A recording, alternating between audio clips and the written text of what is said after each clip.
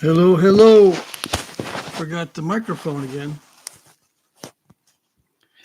Hey, we've got Mike Tufts, Danny Collins, and Alan Cole. Must have been waiting because I'm early. Jim Collins, howdy. Yeah, I'm working on stuff, so I get the light set up for me to work on stuff. I'm making templates for arrowheads. I'm cutting these out of heavy card stock.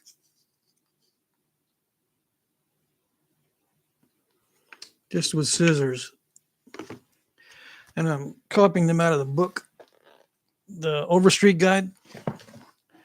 Yeah, I'm making a bunch of templates. I've got lots. I used to have a collection, but I misplaced them a long time ago. Mike Mason, Attila Turok, Tommy Taylor, J.F. Baird, Alan Cole, Styley Designs. Hello, hello. It's Friday night. Let's see, what's the temperature here? 27? Yeah, I warmed up a little bit today. It's going to be like 15 degrees overnight. We got snow on the ground. And last night I came down with something. I don't know what it was, but I've had a stomachache all day. So I didn't do any napping today like I was supposed to.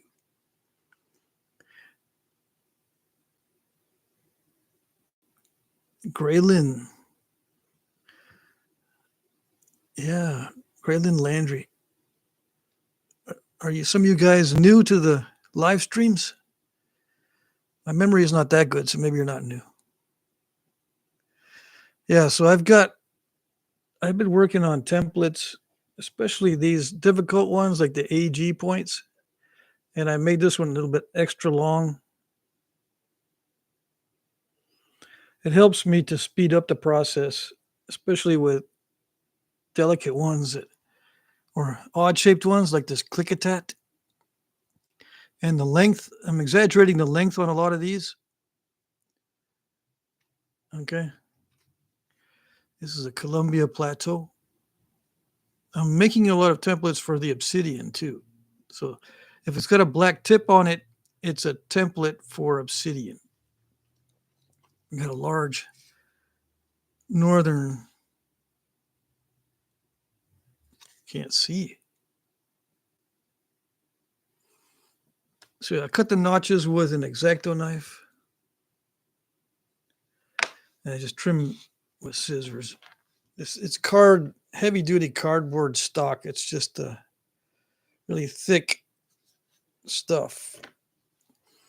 I've also got modern knife blade templates. And if it's a red tip, it's an art point. Yeah. So I got like, I'm working this is a little art point style. Let's see. It's got like three little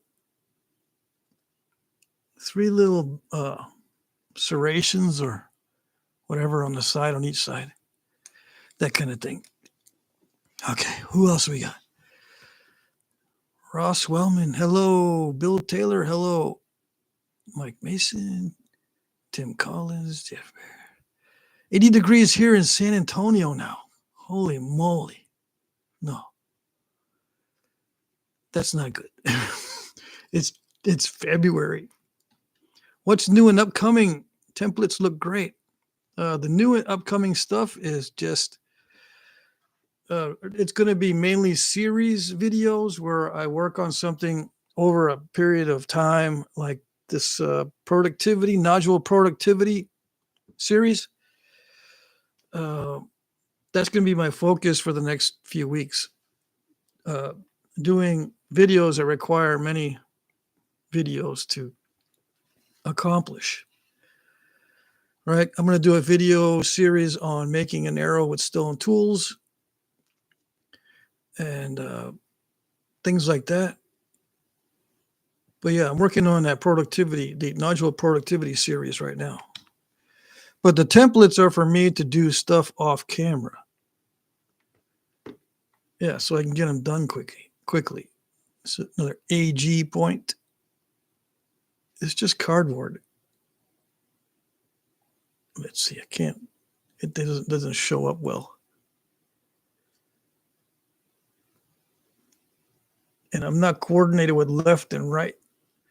See, the AG and anything else that's delicate is hard to reproduce unless you've got a template, or you have to be referring to the book a lot. But it's so much easier just to hold this in your hand and then go through your debitage and say, oh, that'll fit that. That'll fit that one. I got a flake that I can make that one from. So it works better if I have templates. And sometimes I'm sitting there trying to nap and I don't know what to do. I just say, I'll just make a bunch of preforms or bifaces. Jesse, Scott Lauer, Smallzilla. That name always makes me laugh. Justin Cornelius, good evening. I had a question for you that I thought of at lunch, but I forgot to write it down. Hopefully it comes back to me. Don't worry, it won't.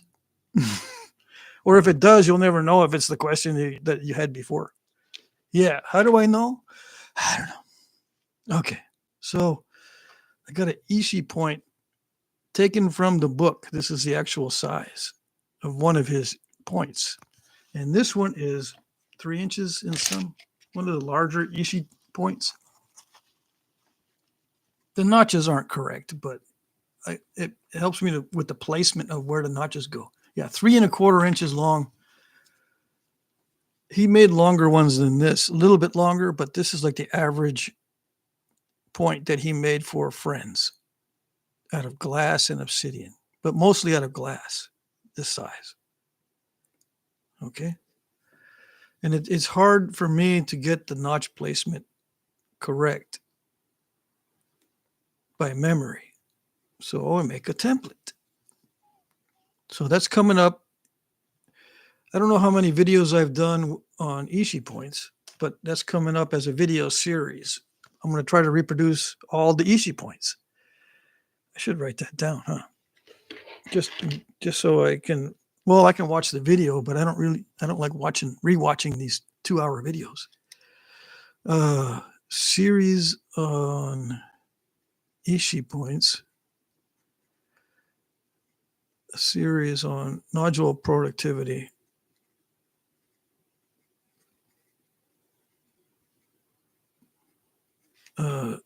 Series on stone tool arrow. I've done a stone tool arrow tutorial before, but it was only photographs.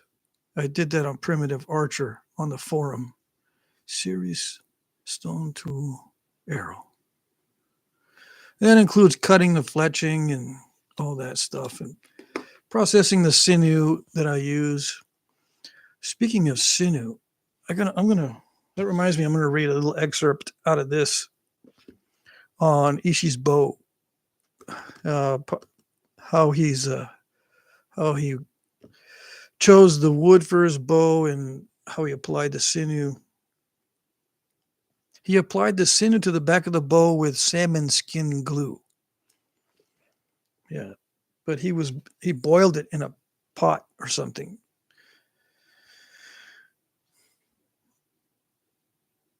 Mike Tubbs, great idea on the templates. Yeah, it helps a lot. I have a template also. I use them loads for comparison more than anything. Oh, I see. Scott Lauer. Very good. And some of them I need templates because the arrowheads are small. Like this is a Hera point. This is actually on the large side for Hera points. I tend to forget that these desert points are small. So I'll start by memory, and the piece will be too big for the arrowhead. Then I got to reduce it a lot down. And then I end up wasting a bigger flake that I should have used for something else. I should have looked for a smaller flake. So I can just go and look for little flakes with this.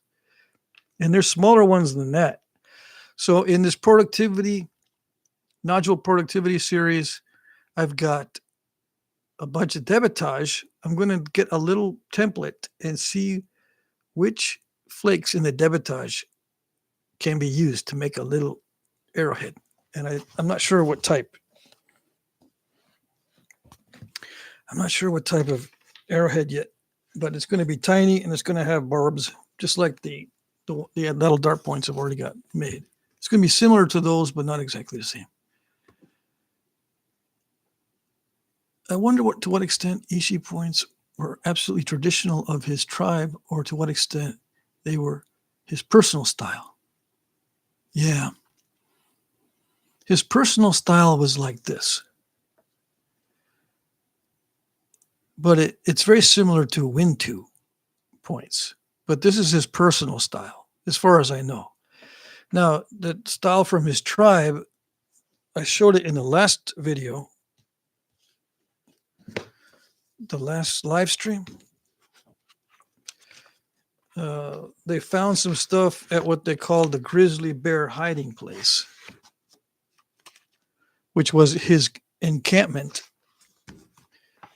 And these are the traditional arrows from before he entered into civilization.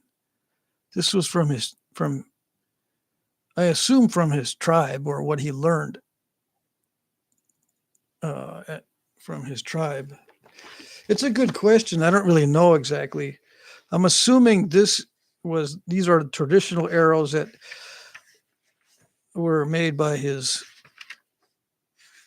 family and ancestors. And then the stuff he made at the museum that was a little bit exaggerated was his personal style. So these are a sample of the arrowheads he made. Okay. Both within the museum and outside the museum. The three top ones in the middle, I think he made at the grizzly bear hiding place. All the other ones, I think they're samples that he made from various materials, including obsidian, at the museum. What museum? I don't know. I think it's Sacramento, such and such, but I can't remember. Let's see. I remember my question. All right. I picked up some chert today, and I know it's going to be hard to spall down. Is there any way to temper the large nodule so I can spall it down a bit easier? No. There's no way to temper it. You're just going to have to suck it up and take a hammer to it. I don't recommend heat treating big nodules. The only thing you can do is heat treat it. Some people say you can soak it in water and leave it there for a couple months and then spall it out. It might be easier, but I've never noticed the difference. Spruce, Osage, and elm. Your three favorite woods, right? No, juniper, Osage, and elm. You never talked about the pros and cons of each. Is there a quick breakdown? Yeah. See, juniper is very springy, but the drawback is it dries out and cracks easy. Osage, it's rot resistance. The pros are rot resistance. It bends with heat and stays bent and in the shape you bend it. And it's a very tough wood. So you won't ding it. Like if you bump into something, like with a juniper bow, you bump into it, there's a big dent. By accident, you bump into something. Those are the pros of Osage. Strong. It's very springy. Also, Osage is springy. Not as much as juniper, but it's pretty good. And I'm trying to hold on here. I'm working against this machine. And Osage is very rot resistant. Elm, okay, the cons of Osage is it's very expensive to get good staves if you want to buy one. It's hard to find something straight. Juniper is not that hard to find something straight. You do have to look to make sure you get the non-twisty limbs and trunks, but it's not that hard to get a piece of straight juniper as far as in my experience. But Osage, I find it very difficult to get a good stave. The drawback to Osage is that it's hard to get a good straight stave. Now, elm, the pros, it's very common. It grows very fast. It grows just about anywhere. You can grow your own. You can cut it every year and it'll grow back a lot. And you can have I've done this with my kids' bows. You get an elm tree that comes up and it's like maybe 1.5 inches in diameter after a few years. And then you cut it down and you get like 4 more. You wait another 4 years and you get 4 more out of it. So it's easy to coppice. The word is coppice. That's elm, right? Elm is also a wood that retains its shape forever. So if you have a reflexed elm bow, when you shoot it, it will probably take some set, but you leave it in storage for a little while, like over the winter. And in the fall, in the spring, when you want to shoot again, it's reflexed back to its original shape. It keeps its original shape really well. The drawbacks with elm are that it retains its shape too well, and it warps. It says, well, I do like my original shape, but let's try something else this year. Let's warp this way a little bit or this way a little bit. It doesn't stay the same if you try to modify it. Like you bend the tips a little bit to get a little bit of curvature at the tips for whatever reason. It may or may not stay. So the drawbacks of elm is that it retains its original shape too well. And elm is also subject to rot. It will develop mold and rot, but I've never experienced an issue with being too dry with elm, which is good. I have experienced the issue with too dry with Osage and juniper, especially juniper. You don't have to back Osage either very, very often. You can, sinew back the Osage. And it makes a great self bow as long as you have the perfect stave. Elm and juniper sometimes work better with sinew backing. It depends on the stave. What's cool about elm, another pro, is that the branches grow opposite each other on the trunk. So as long as the branches are on the sides of the bow stave, you don't have to worry about knots along the back or belly. You see what I mean? With Osage, there's knots in various places, and same with juniper. It's like a random branches coming out. But elm, they are all directly opposed. The branches are directly opposed from each other. So that clear spot on either side of those branches is what you make your bow from. Now, elm sometimes twists, so you can't use that. That's the drawback. Let's see. I heard Ishi never used an abrader. Yeah, I heard that too. Yep. It's true. He doesn't have an abrader in his kit, but he probably used the tip of his pressure flaker to abrade a little bit. It's sometimes there's no way you can not abrade in some cases. You have to, because if it starts to crush, you have to abrade that down a little bit to pop a flake off in that area, or else you just leave it crushed. But his points didn't have any crushings on the edges. So he has to do some kind of modification of the edge to push away a flake to get rid of that crushed area. Now, he has to have some crushing going on with the knapping. So I would assume that he used his pressure flaker as the abrader as well. But yeah, there's no account of him using the abrader like we do, like I do. They'll go crazy with the abrading. Hey, Patrick. Roman 8 forging. Romans 8. Hello. I don't remember. Is this your first live stream? Hey, Bushy's here. Present. We're doing the roll call. Let's see. Okay, let me go back here. Similar to win 2 points. Yeah. Who are we talking about? Ishi the Indian. Yeah, you got here a little bit late. We're talking about Ishi, from this book. Okay. Ishi in Two Worlds. But I have another book.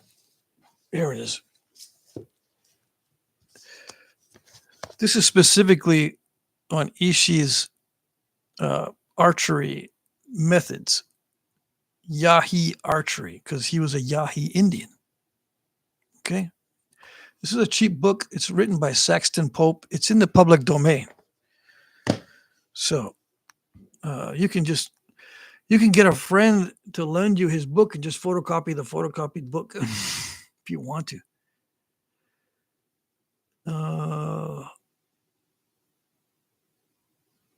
Yeah, suck it up and hammer. We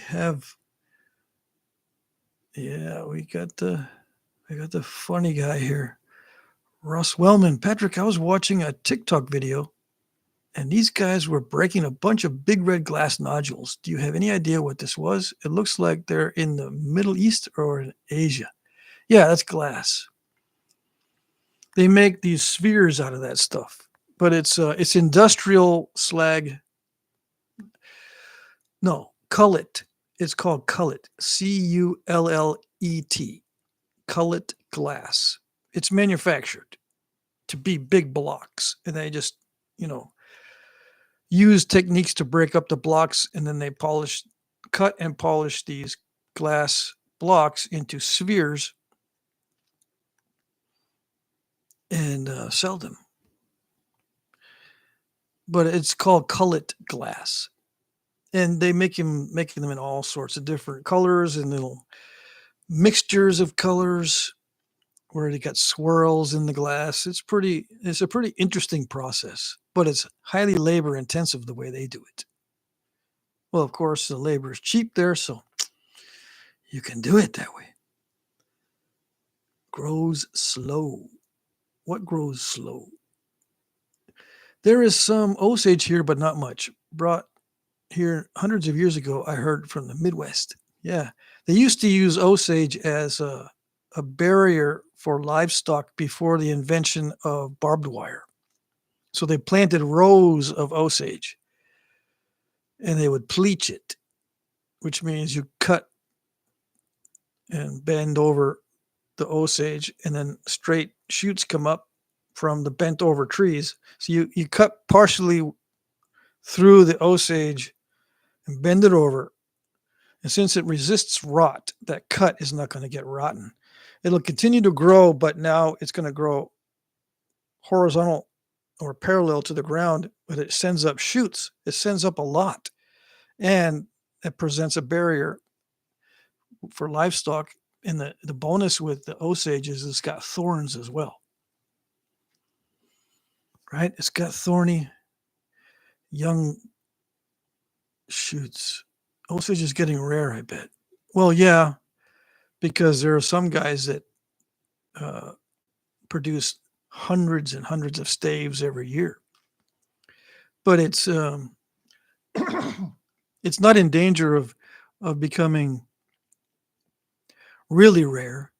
It's just people know the value of it, so they jack up the price, especially for perfect staves. Yew is very slow growing, the type that is used for bows. Yeah, that's a problem with yew. It is slow growing, but you can still get it. Dwayne Griffin, hello. Let's see. Rice has a question. Yew is pretty good. I mean, I've tried Pacific yew twice for bows, and both times the stave was too short, and I couldn't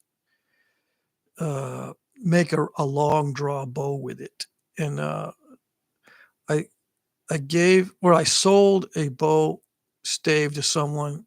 It was you, and he ended up breaking that stave, so he didn't pay me. So it's like giving it to him, which is fine. My brother bought a red oak American longbow in Osage many years back. Red Rex Oaks American longbow. I never heard of Rex Oaks. Interesting. What color is your underwear? Golly. If you want to know that, you got to get out more. Smash that like button. Alan Cole says smash the like button. Ever use black locust? Yes. Once. I made a bow for the wife of a friend of mine. And it's a lot like elm, but tougher. Remember when I don't know if you were here when I talked about elm. It retains its shape really well, and it will retain reflex.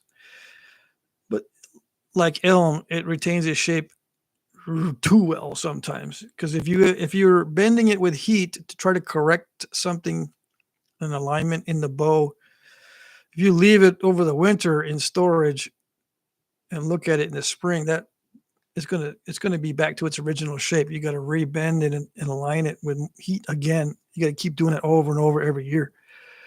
But yeah, I'm going to get a bunch of black locust this year.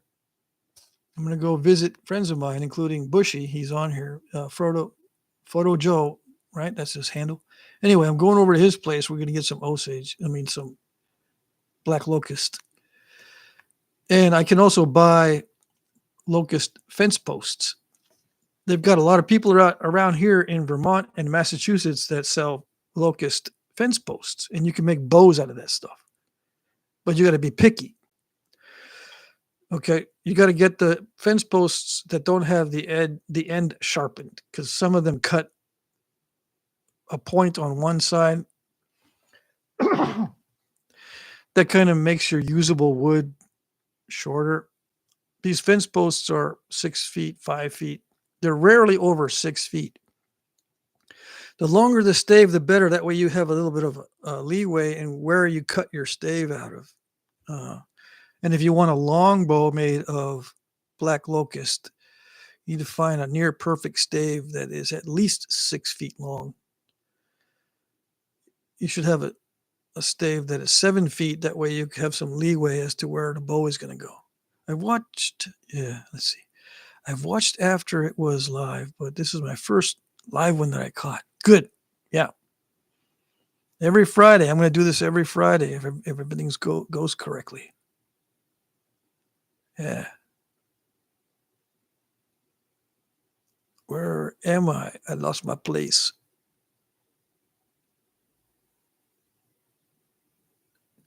I would guess, okay, Jesse says, I would guess you would lose a lot of width if you don't abrade during napping. You would have to constantly rebevel the edge to strengthen each pass. Ishi's points were narrow. Yeah, yeah. Now, there is a description of his napping.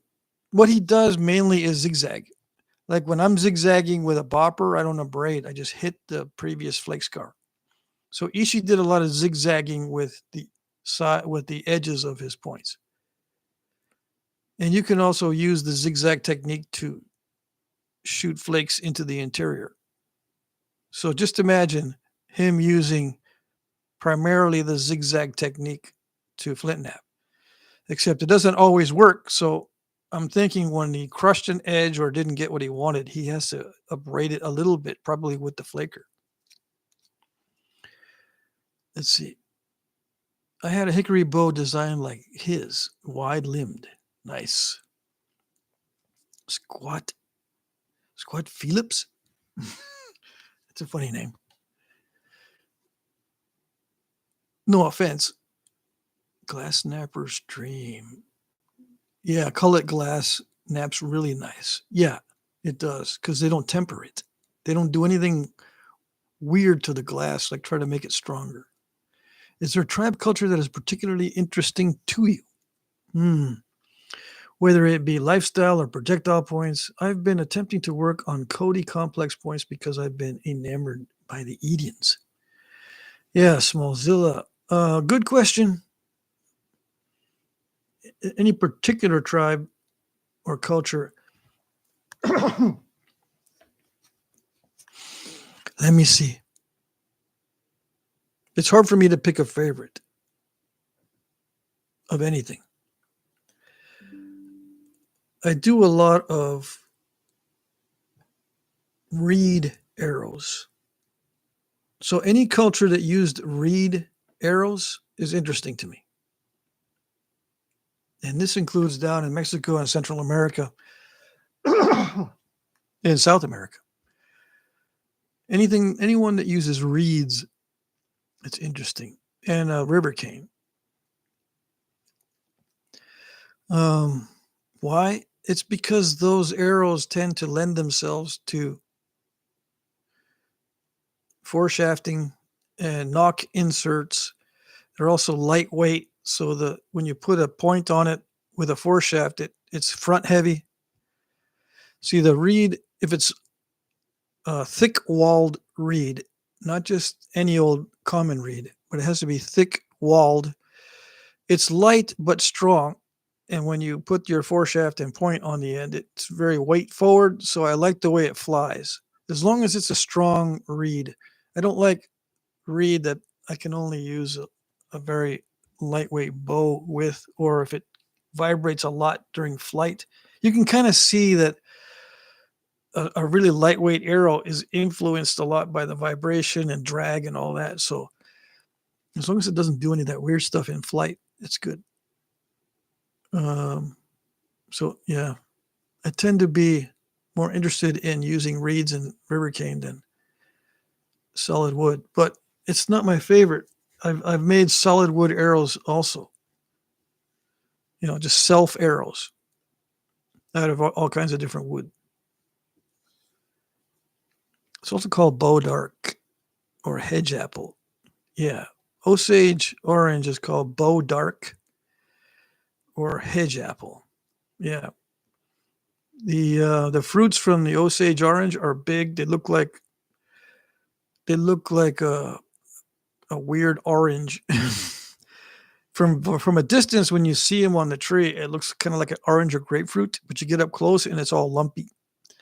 Anyway, those are hedge apples, what they call hedge apples, and your livestock are not supposed to eat those. I'm not sure if they're toxic to horses or cows, one of the two. Maybe both. I'm in the Midwest. My grandpa's 95. The stories of the Osage are true. They were posts that just turned into trees. He told me a long time ago. Yeah, sometimes if it's a fresh post, you stick it in the ground, it'll take root, which is an interesting thing. I can do that here in Vermont with dogwood. You just cut the dogwood and stick it in the ground, and some of them take root. It's an interesting thing. Hello, Brendan. Let's see. I just planted some viburnum lantana in honor of Utsi, who made his arrow shafts from viburnum. It's a nice feeling. Attila Turok. Yeah, you're the guy that lives out in the wilderness, right? Yeah, I've got some viburnum I planted, but it's all wimpy. It didn't take root very well, and it's got very few leaves. I don't have a green thumb. I got to practice up on how to plant that stuff. See, it needs constant water. Viburnum needs constant water. Either it grows near where water flows, or it has to be lots of rain or runoff. Okay, so near a stream or on the roadside where there's a lot of runoff when it rains, or in an area that has lots of rain, but it doesn't have to be near a river or a gully or whatever.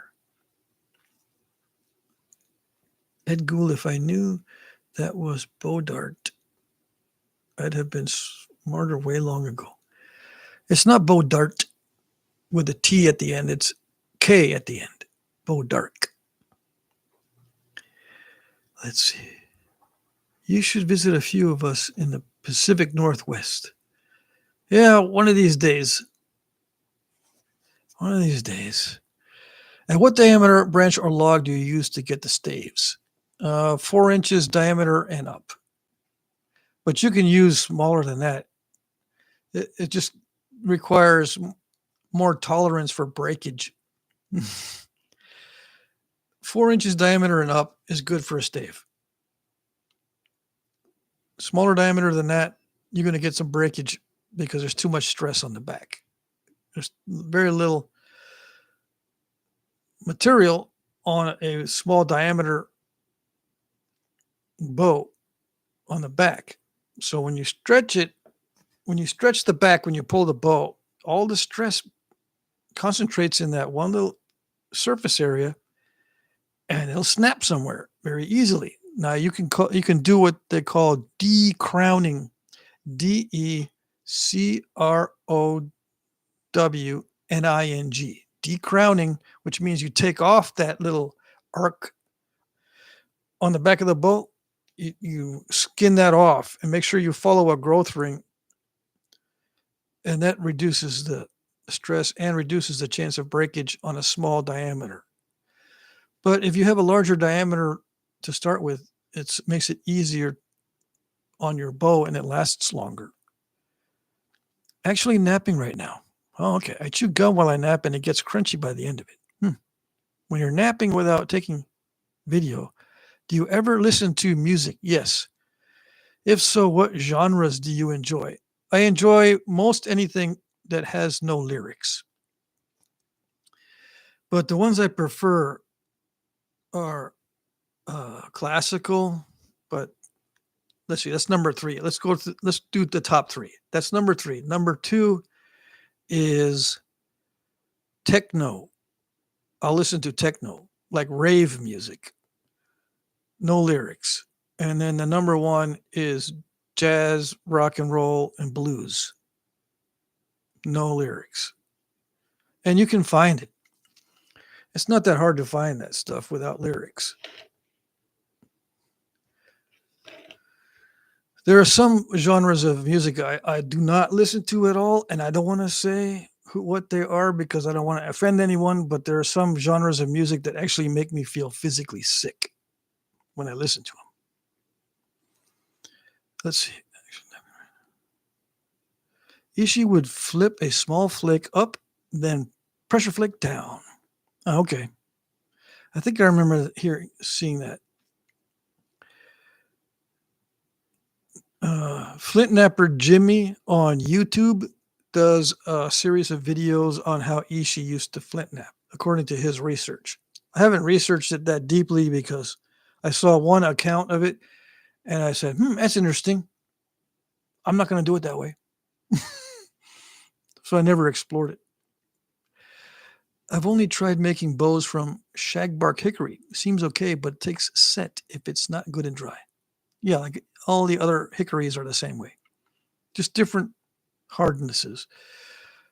Yeah, all the hickories I've tried will take a set.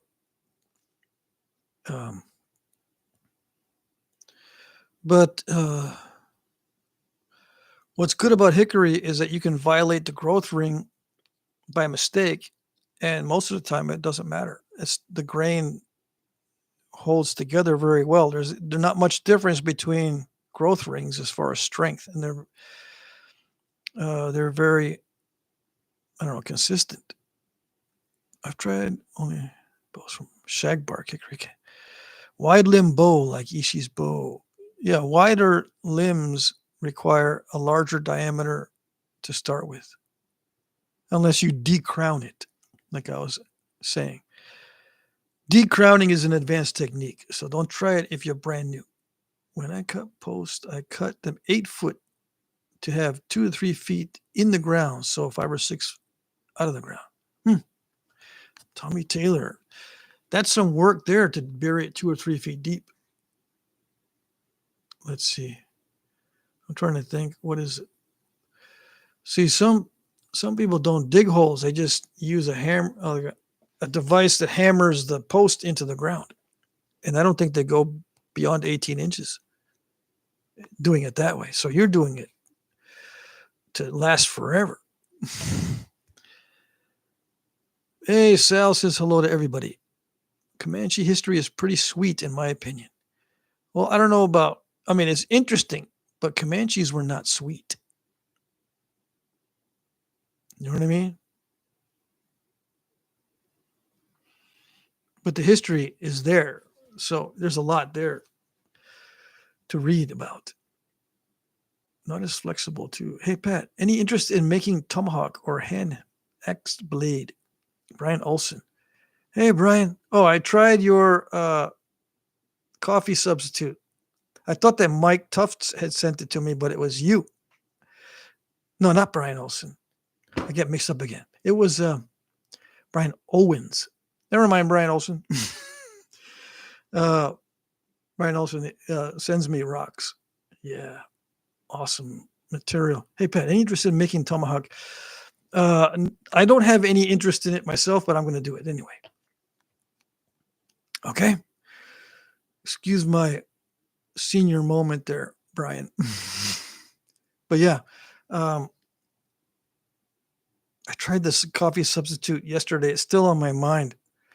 I think it made my condition worse. I had a really bad stomach ache starting late last night, but it got worse this morning, and now it's starting to go away. Luckily, I don't know if it was because of a stomach bug or the coffee substitute or both. I'm not interested in making a tomahawk blade because they are fiction. Okay. A hand axe blade, I've made those already on video. Yeah. Hand axes are easy. I made a Kerrville knife type thing, I think. The Kerrville knife from Texas, they call it a knife, but it's actually a hand axe. Well, in some contexts, it's called a hand axe. It's got cortex on one side that's nice and rounded and the blade on the other side. The tomahawk hafted to a stick, like you see in videos, modern videos, and in tourist shops. That is a make-believe weapon. Tomahawks were an invention of sailors that came to the New World. It was part of their ship's equipment. These axes with a pick on one side and an axe head on the other, and small enough for one man to wield it quickly. They were used as a safety device to either rescue someone that was trapped in a ship or to escape from a room in a ship if the ship was sinking or on fire or both. Okay. It's very similar to the fireman's axe concept, but it's like a small fireman's axe. Now, the Indians saw those and they said, oh, that's cool. So they traded those to the Indians. That's the only time they used tomahawks. They didn't make tomahawk blades out of stone or copper or anything like that. They made celts out of copper, celts out of stone, but never tomahawks. I know it's difficult to get over the imagery, but it's a fiction that tomahawk blades were made of stone. Now, there's such things as war clubs, but they don't look like tomahawks. Okay? Not the type that we're thinking about. Fruit from an Osage looks like a hand grenade. Hard as hell. Well, that's only when it's not ripe. I've stepped on hedge apples when I was working in Indiana, and they get all squishy when they've been laying on the ground for a while. Yeah, I slipped on a few of those. In Indiana, there's a ton of that, a ton of Osage. When I worked there, I was working surveying and looking and recording locations of telephone poles, believe it or not. So I went up and down across various areas and through neighborhoods and all kinds of stuff. Anyway,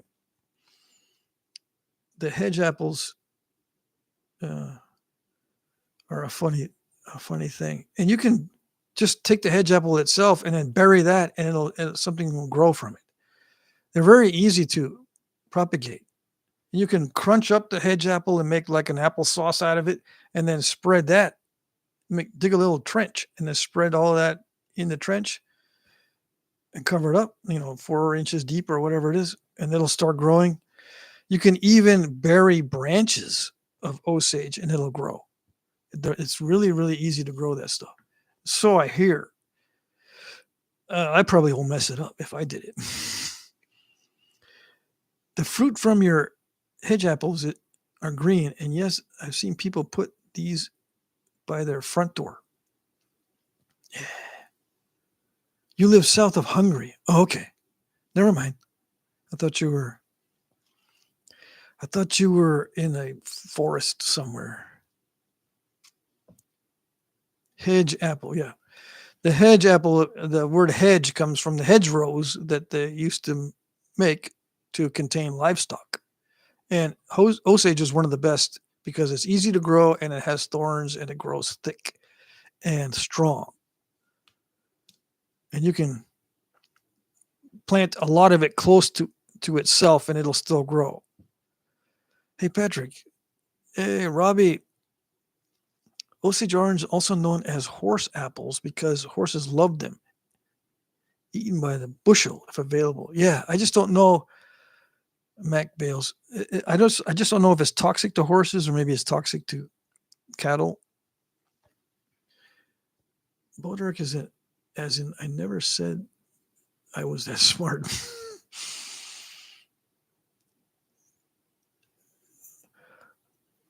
Yeah, was the arc. Yeah, bois d'arc is a French term for bowwood, and it became Bodark because no one knows how to say this in French. Yeah, Attila is right. In late winter, the squirrels will start eating the hedge apples. Here they do turn kind of yellow color when they're ripe. Yeah.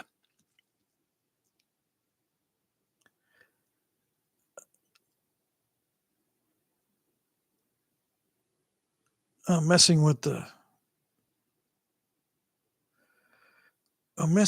chat. I keep losing my place because when I click where I'm supposed to click, it doesn't work. I click again, it still doesn't work. I click, and then for some reason it tends to remember how many times I clicked, and it goes all the way to it just zips through a bunch of comments, and I have to go backwards and look to see where was I.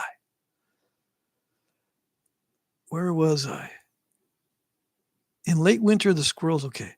I have been interested in the various ways of blade core manufacturing and wonder if you would ever consider going into depth on the methods that exist in future videos. Rice. There's a guy that already does that on YouTube. Okay. Somebody put it in the chat. There's a guy on YouTube that already does that in depth. He's been doing it for years. Oh, let me see if I can remember. For me to go into depth, I would have to drop everything, just do blade cores, and I'd be bye-bye for a year or two. Do you want that? Because it's totally different mindset than regular napping. So the guys that are into doing blade cores, they don't do regular napping usually. They just do blade cores. It's a totally different mindset. If you do blade cores, you'll mess up your napping. And if you do napping, you'll mess up the blade cores. I wish I could remember the guy on YouTube. I think he might be from the Netherlands or Norway or somewhere where there's a lot of flint available on the beach. Maybe Germany. I can't remember where he's from. But he's not from the U.S., I don't think. Or maybe there might be a guy from the U.S. doing it too. But he does it with the core on his belly, and he's got a pad, and he naps toward himself with a vertical punch, and does very well.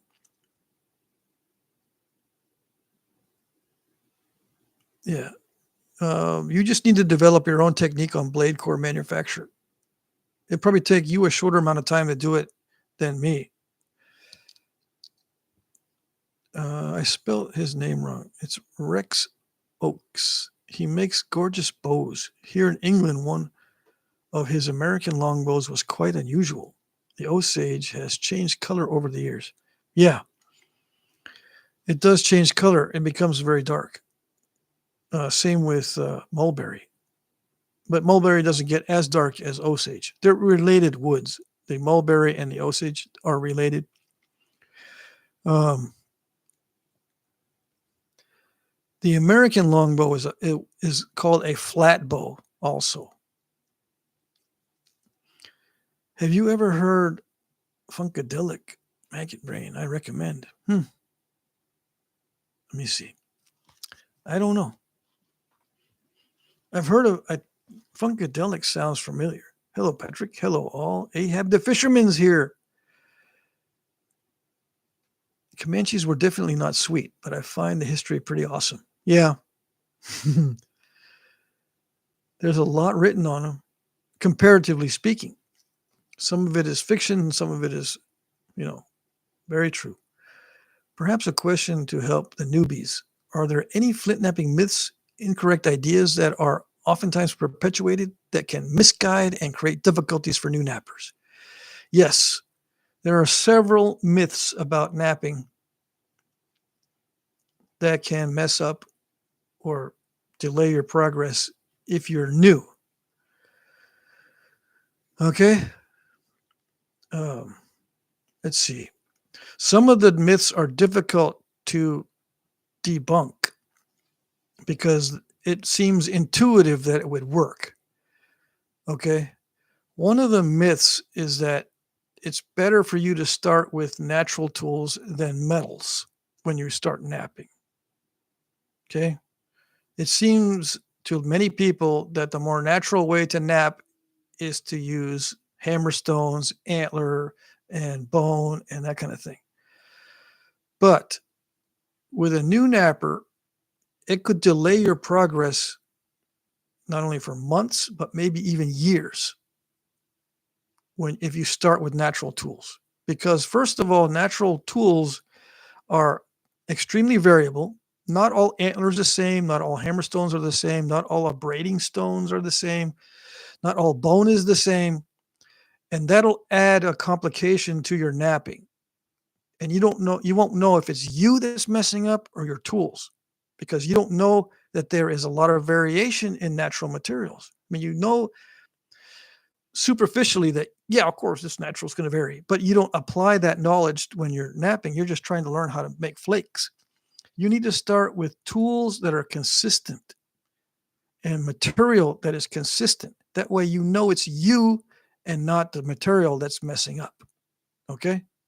One of the hardest things for a new person is to know what is messing up.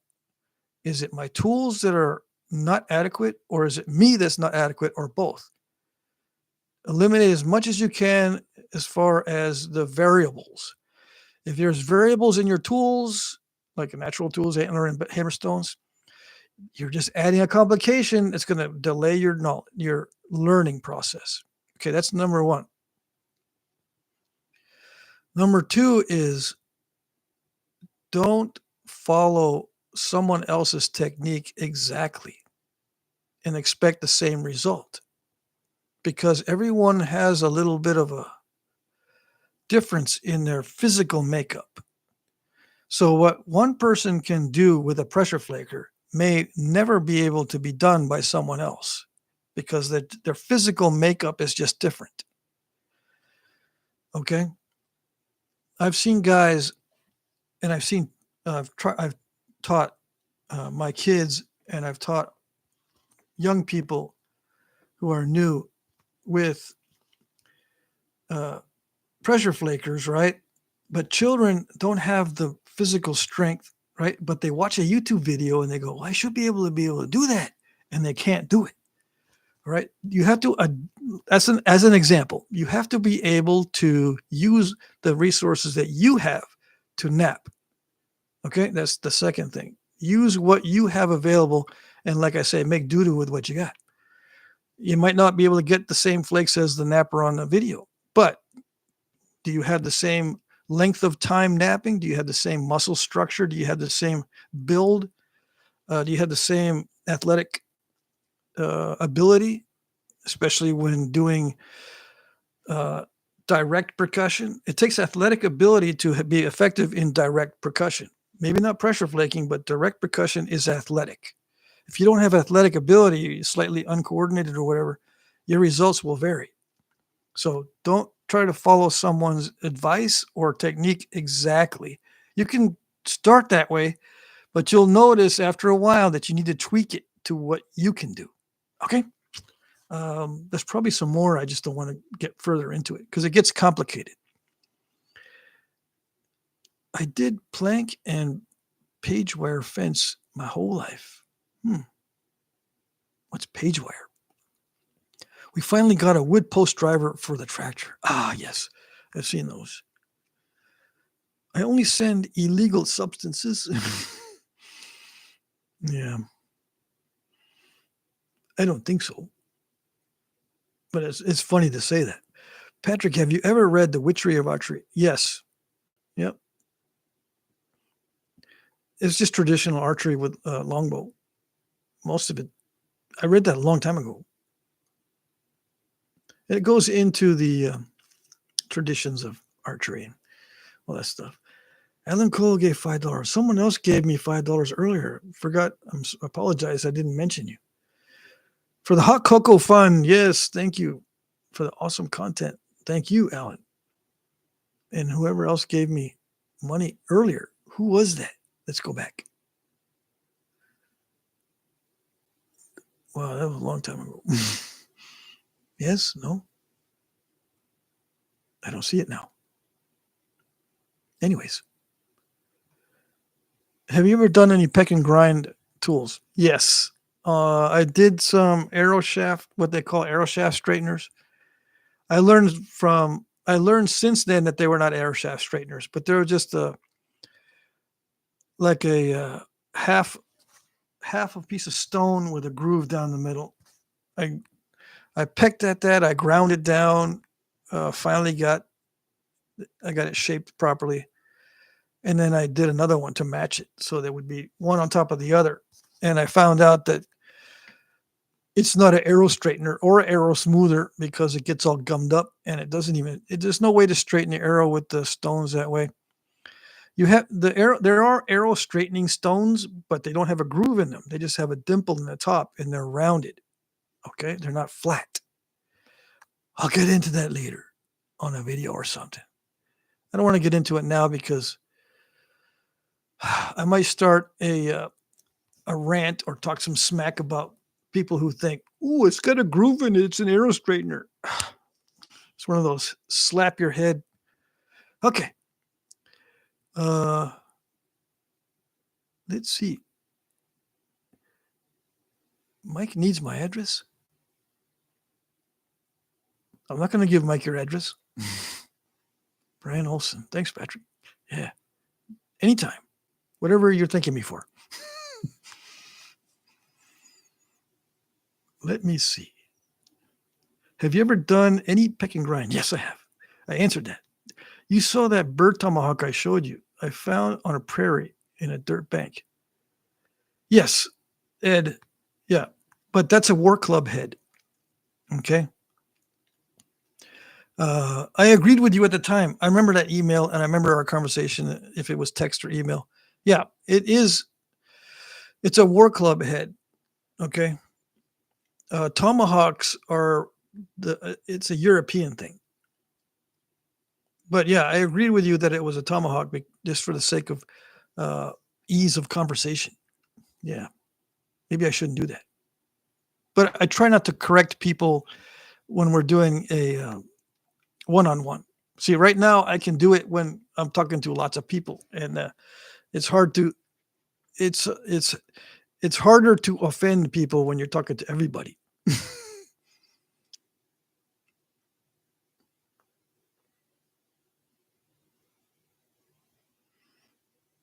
Let's celebrate the third super on a live stream. Yeah, let's celebrate. I wish it doesn't do anything though. It doesn't like rain down confetti or anything on the screen or anything. Hey Patrick, my box says it should arrive tomorrow. All right, you got the tracking number. Awesome. Do you get email, Mike? I can show you how to use a Leica total station surveyed for 45 years. Leica total station. I never heard of that. You surveyed for 45 years. Okay. Yeah, I didn't do probably the type of surveys that you are thinking about. I didn't use the any kind of equipment. I just I had to use a map, and I put the placement of these telephone poles on a map, and I had to measure distances between the telephone poles, and I had to use a plot plan, basically of entire neighborhoods. So my kind of surveying didn't do elevations. I just measured distances, and I had to go find stuff that, wires go way out there. Where do they go? So there I go, climbing up the hill. Oh, and this goes that way and this way. So I got to go down that way, find out where that hooks up, and then come back and go the other way. I was out trampling through woods, trampling through backyards, avoiding dogs, and then avoiding traffic. It was weird. It paid good, but dang. Let's see. But I have used equipment before to do surveying as far as elevation and bearing and all that. Everyone excited about the newest installment, 16th edition Overstreet. Always cool to see a new books, better picks. Yeah. I don't know about the new Overstreet. I mean, I've had like 3 different Overstreets, and they're not that different between versions, but I suppose it's always exciting. I want the fence to last, plus in weather in Tennessee, we use sugar to dig the holes. No, okay, I need to reread this. I want the fences to last, plus in weather TN, we use a sugar to dig the holes. But when I was a kid, we did it. By hand, held post hole diggers. Yeah, I think that says by hand. Yeah. Let me go look at my email. West Tennessee. Okay, you're in West Tennessee. You want the poles to last. Yes. Okay, I get it. Will Lord. Yeah. What about him? Now, Will Lord is not the one that does the blade course that I'm thinking about. Could you share some knowledge or perhaps a video on Hera blades and technology? Okay. High Plains Chipper. That's a good name. I've seen Hera knives in person.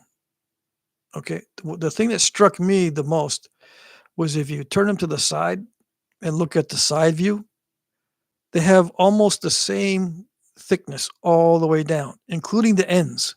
The ends are just as thick as the middle. Okay.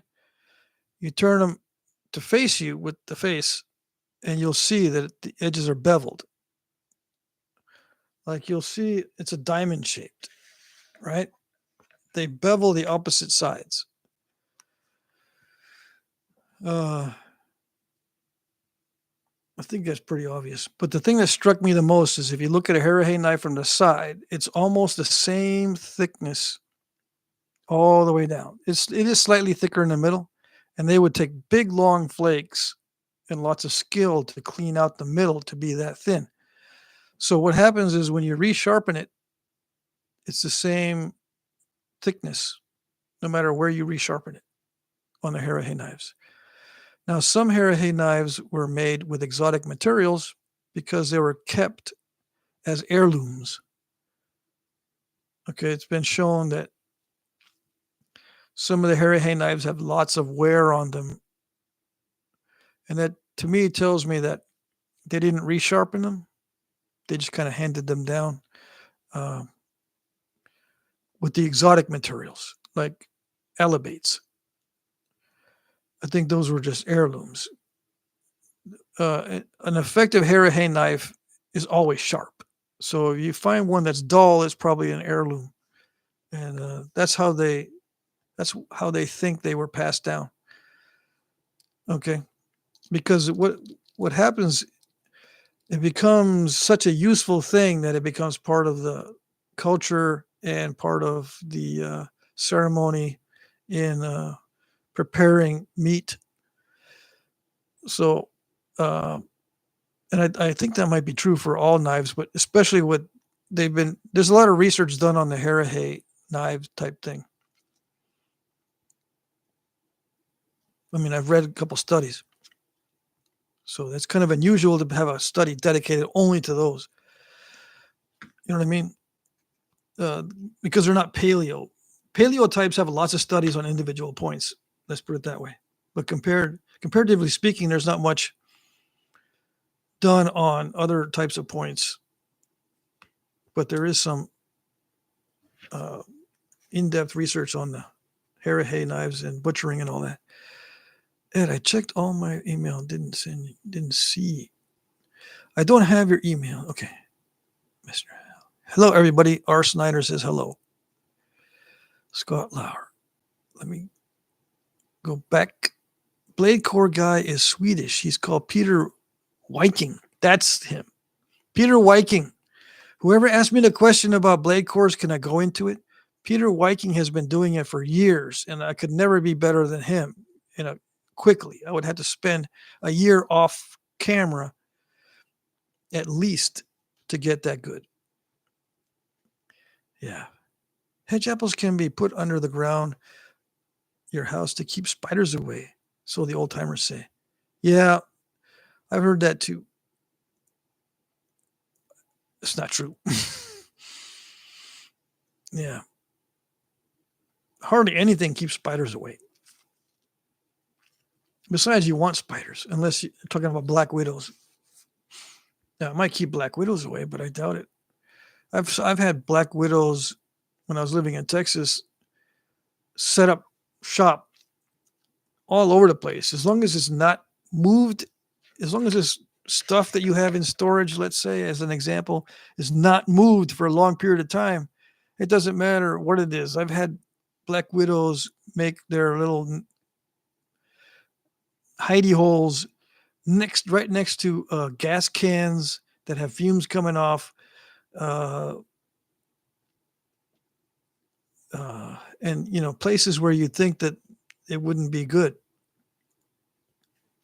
Anyways, that drawing is cool as heck. Where do you learn how to do that? Oh, this drawing on a thumbnail, yeah. That's one of my knives I designed yesterday or the day before that I'm going to start making. I've already made some similar to that, but I had to get the hafting just right on the drawing. I didn't learn to draw, but I was a draftsman by trade, so I had to learn how to do dimensions and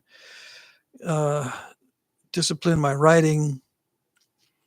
So now I approach everything kind of like a technical illustrator, or a draftsman.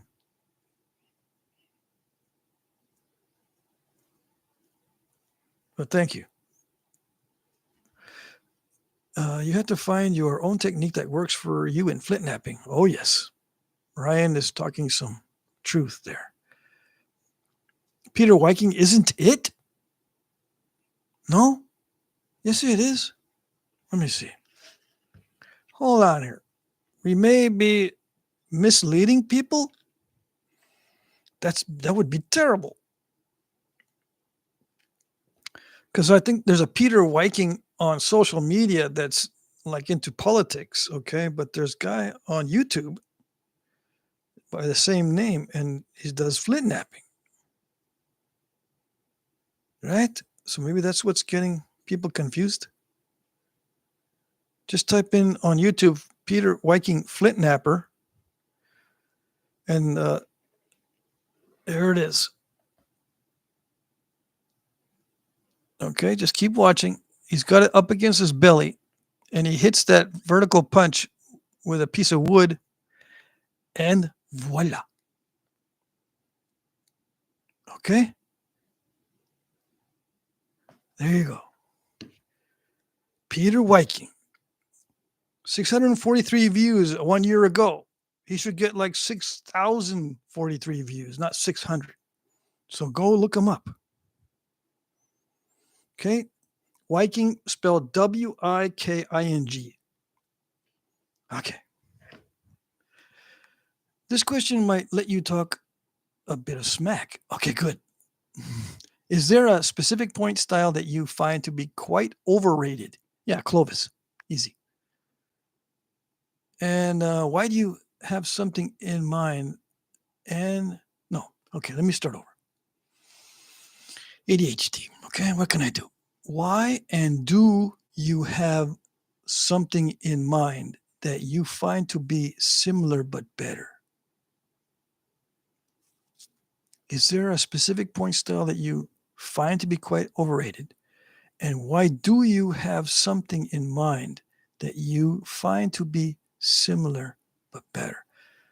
I don't have something in mind that I find similar but better. This Clovis is way overrated. Okay?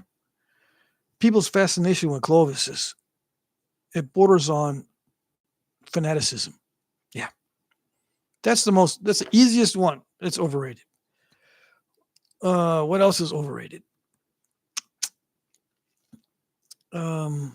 Anything with lots of parallel flaking, people go, oh, I can't believe it. It's so beautiful. They must have done that in 15 minutes. No, it takes forever to do that kind of flaking with natural tools. It's way overrated. Just imagine a guy in your tribe doing flaking like that. What happens is he gets lots of material, makes lots of mistakes. He does it for years and still hasn't gotten it right. And then when it's time to go hunting, it's like, you done with that point yet? No, it's got to be perfect. Okay, I'll be back. 4 hours later. You done with that point yet? No, I'm just now barely doing a tip. I'm almost done. I just got to make the tip perfect. Okay. I'll see you later. I got to go hunting or fishing. Come back. You done with that point yet? I snapped it. Why did you snap it? I had one spot that had a step fracture. They pushed really, really hard and they snapped it in half because it's so long and narrow. Have you started the other one? I'm going to start it tomorrow. I'm already tired. Okay. I'll see you later. You'd have to be that way back in the day in order to do those points. Why anyone would do them that way, I have no idea. But it happened, okay? Somehow, somebody had to tolerate that guy spending hours and hours and hours and hours making those kinds of flakes. So it's not awesome. I look at that and I go, how much waste of time, effort, and material went into that? Now, if they're only for ceremony, maybe I can excuse it. Okay? So I talked a little bit of smack there, I think. All right. Let's see. I think I was trying to get to you like, okay, you guys are talking to each other, which is good. All right. Do you think humans existed besides certain dinosaurs? No. Except for birds. Birds are the dinosaurs' descendants. There are human tracks beside dinosaur tracks fossilized in the same riverbed. Yeah, but they're not from the same time period. And, there's not human tracks next to dinosaur tracks. I guarantee you. They might be in the same area from different time periods, but they're not from the same time period. Okay? All right. And with a handle name like Dork People, I don't know. I don't know what you've been smoking or reading or what. Maybe you're doing both, trying to. Maybe you're smoking what you're reading, or you're reading what you're smoking. Hey, Patrick, how's it going tonight? Jim Cooper. Jim Cooper is going good. I'm better. I'm feeling better now than I thought I'd be feeling because I had a stomach ache all day. Yeah. I think what I did was I haven't eaten in like 4 or 5 hours. Yeah, so that helps. Oh, I ate breakfast today and that was bad. I couldn't find it. It must be no. The bevel ease of sharpening or sharper. The bevel ease of sharpening or sharper. Both. Bevels produce a very sharp edge and it's easy to do. So both.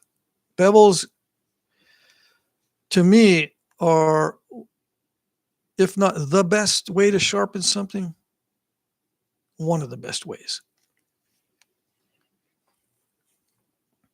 People who do the beveling, they got something up on the dome, as they used to say. I'll get them from. I'm not going to read your conversations between each other. All right. Let's see. I'm not saying it's bad. I'm trying to skip over them. They were everywhere in Central Washington. Spell check. Yeah, spell check is pretty bad. Let's see if I can catch up with these comments. Maybe when I put my email, okay. Brown Recluse versus Black Widow. Pick a bedmate. Yeah, I would pick Black Widow over Brown Recluse any day. Yeah, Black Widows, they don't scare me. But Brown Recluse, yeah, because they're sneaky. What is a sweet knife? That is a sweet knife, Patrick. Oh, thanks. Is there any inlay in the handle? No, but it can be done. I mean, that's a good idea. Usually what I do with my knife handles is I just paint the decoration on it. But I need to start doing inlay. I just don't want to buy the mother of pearl or spend time flaking little flakes to do the inlay. Yeah, it's tedious. But I'm going to do it. I am going to do it. I will do it. Yeah. Because it's actually easy, but I have to make sure I manage my time. Right? I get distracted. If you say, "Oh, can you do an inlay?" I'll spend the whole day researching how to do inlay and then try to do some, and I'll only partially finish it. And then I'll go, "Wait a second. I should have napped like 4 points today. I'm behind. That means I got to get up extra early or work extra hard on Monday before the auction. Dang it." So, what can you do? Eventually I'll do it. Nice 4 hours later, mimic. What does that mean? Let's see. I shafted one of my Ishi points, and even with sinew, the head was a tiny bit wobbly with the notches so low. Assuming I need to seed it much deeper in the shaft and glue a smooth transition with pine. Yeah. It's designed to be that way. It's designed to be wobbly. Okay? If it breaks free of the glue, it's supposed to do that. Especially with the war points. Okay? Now, if you use Ishi's hunting points, they're a lot shorter. They don't break free of the haft glue as easily. Okay? If it's just a small hafting area, that means it's designed to break free.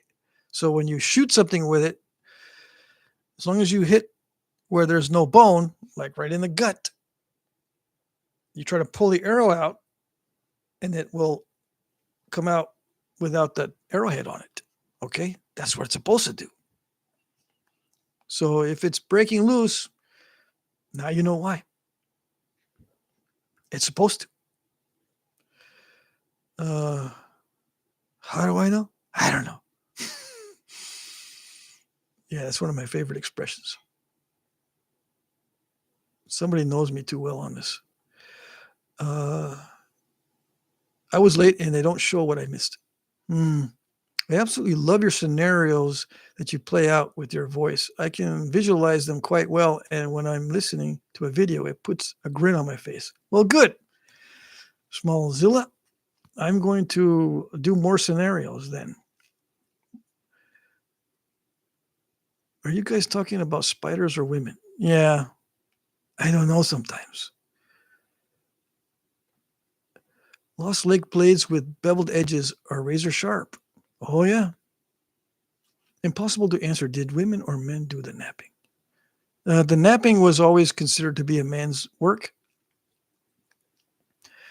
It goes way back. And I've spent a lot of time in Mexico, believe it or not. There's a lot of leftover indigenous culture with people in Mexico. Maybe not the city dwellers, but if you go into rural areas, you can see that there's a division of men's work and women's work among the indigenous population. And it's very strict. Okay. But, it depends on the tribe, of course. Some men are engaged in basket making and pottery and stuff like that. But that you would, that we as Europeans would consider either women's work or children's work. But yeah, the napping has always been considered the man's work. And not only that, men had superstitions that said that if a woman touched your equipment, so to speak, touched your bows and arrows and knives and stuff, that it would be bad luck. So you kept all that stuff away, and you would keep the rocks and all your debitage and stuff. Not your debitage, but your preforms and your bifaces, I'm assuming, stashed away so no one would touch them. Okay.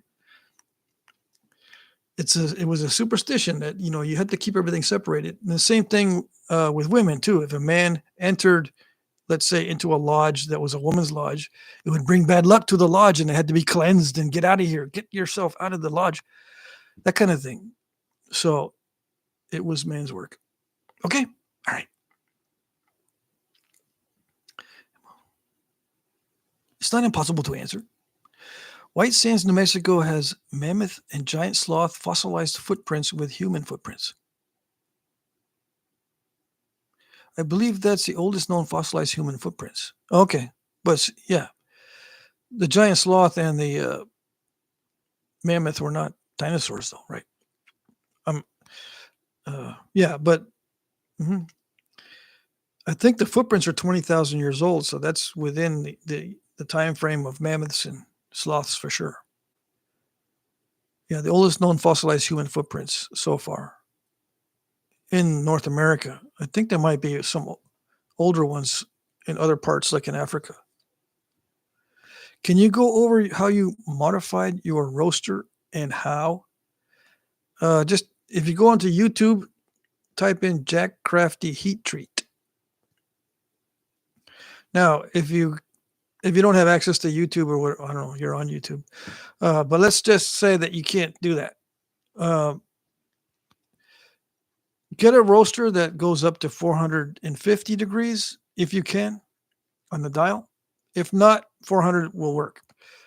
You get that, try to get it secondhand because it's a lot cheaper. Brand new one is a lot of money, comparatively speaking. You go to a thrift store, sometimes they have the turkey roasters. Take the pan out if it has a pan. It gives you more room. Okay. Some have ceramic pans, some have steel pans. Just take the pan out. You don't need it. And if the lid doesn't fit right, it doesn't matter. Okay. Insulate the lid with either fiberglass or crinkled up aluminum foil, and then put aluminum foil on the inside of the lid. Just stretch it out and then crimp it all the way around. to hold the insulation in the lid because you need an insulated lid. Once you got that tin foiled in there, put it on top of the roaster, right? And see if it has a fit that will help prevent drafts. If there's a big gap, figure out a way to either put more aluminum foil or something so there's not a big gap for air to flow through. Okay. Next, you're going to be perfect, you have to drill a hole into the side of the turkey roaster up near the rim, 3/8 inches in diameter, up near the rim, so you're not going to interfere with the electrical coil or the insulation of the roaster. And then screw in a temperature gauge that is used for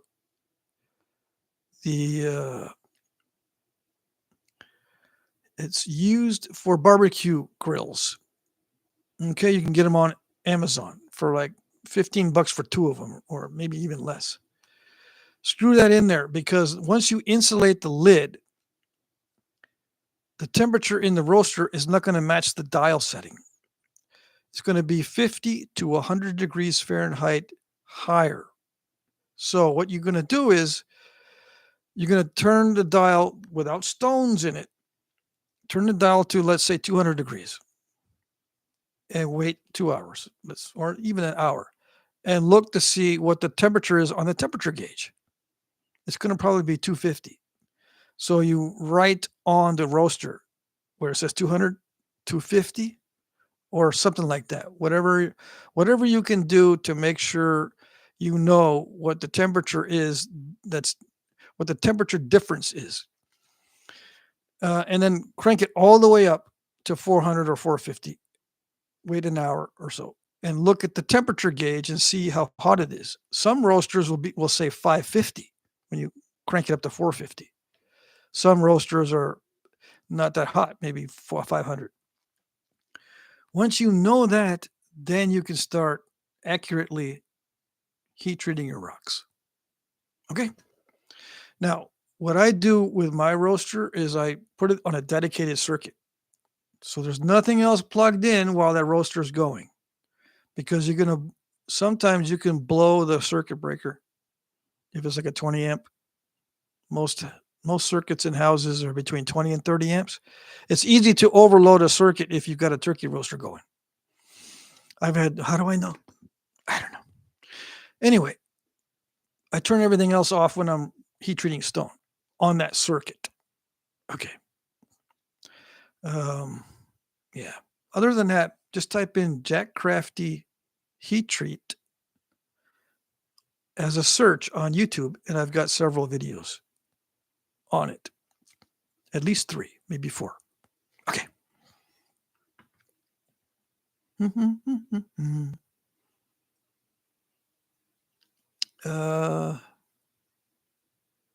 Dork People is my daughter's name. Why would you name your daughter that? The tracks are in the Paluxy riverbed. Just saying, it's a weird anomaly. Okay. Just saying. Yeah. Okay.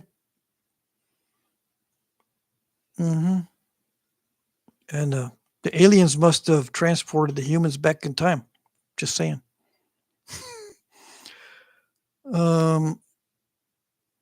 Team Riley Blue, hot. You were able to get it?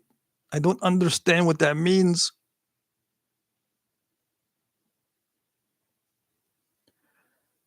Why am I so far behind? Why am I so far behind? Let's say flake a diamond for the inlay. Yeah, I wish.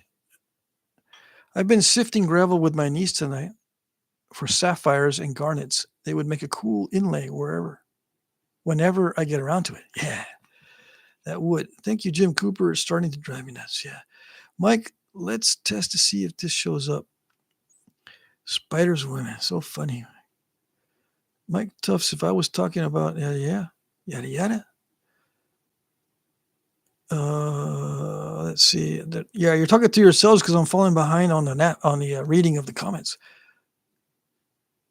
Oops, pushed the wrong button. I sent you some Jasper cooked rocks 9 months ago. Do you think you will ever find them, or are they complete trash? They are hard, I do admit. Yeah, Brian Olson. I still got those. Uh, I don't know exactly where they are. I've got all your stuff. I just don't know where it is. I haven't gotten rid of any of your stuff, right? I've saved all the flakes too, basically all the good flakes from your material. I will find it eventually. And I'm glad you keep reminding me. Just keep reminding me because you know how much of a spaz I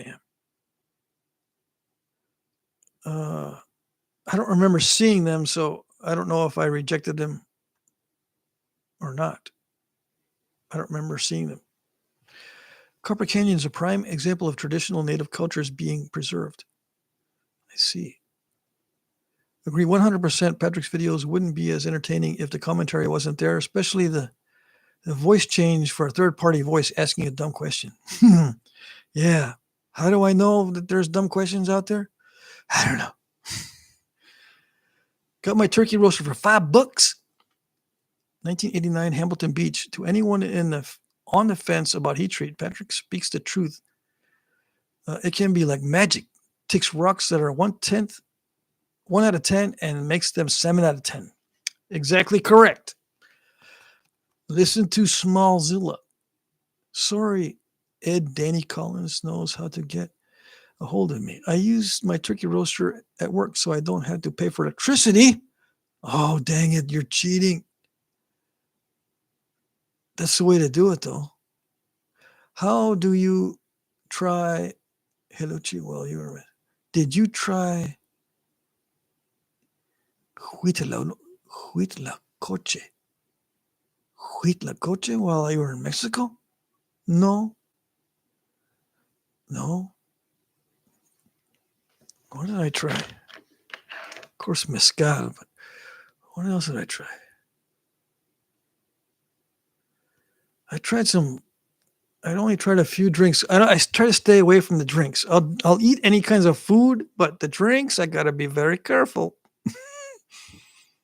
Yeah. My Mexican neighbor made sure I grow it. I wrapped up some mookaite in aluminum foil and put it in a wood stove overnight. Napped great.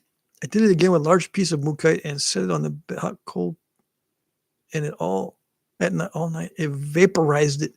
Oh, dang. Yeah, you got to keep track of the heat. Yeah, you're crazy. Put it on the hot coals.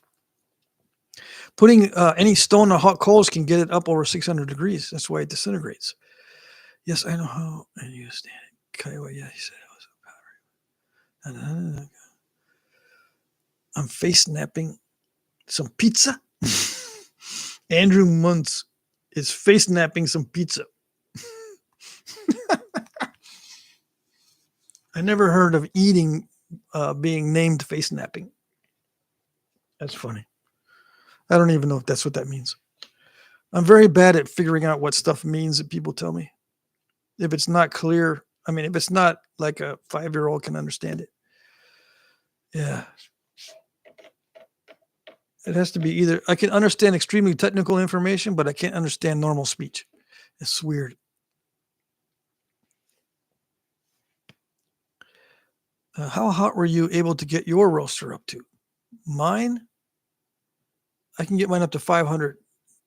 The dial only goes to 400, but I have gotten it up. It has gone up to 500. Yeah. But it varies depending on the temperature outside. Yeah, like in the middle of summer when it's over 100 degrees in my shop, it easily goes up to 500. But in the wintertime, it might not. I'm trying to think. There's a variation. That's why you have to put a temperature gauge that's used for barbecue grills into the turkey roaster, but make sure it's up near the rim so you're just punching through hollow space. Because if you punch a hole down lower on the side of the roaster, you're going to interfere with the wiring and the insulation of the turkey roaster. It's the only way to nap pizza is with a face napping. Yeah. Bed's calling my name. Okay, we'll see you later, Brendan. I really enjoy your videos. I learned about napping most of what I know from you. You've got a great sense of humor. Rock on. Thanks. Thank you very much. Native American and colonial history. Hello from Denmark. Ken, good to see you. I have a site up in Kansas where pretty much everything is beveled except the points. The points are all the size of a thumbnail, maybe a half-inch long or so, and 90% of the tool material is elevates. Well, that's interesting. Up in Kansas? Very interesting. Kansas. Hello from Adirondacks, New York. Yeah.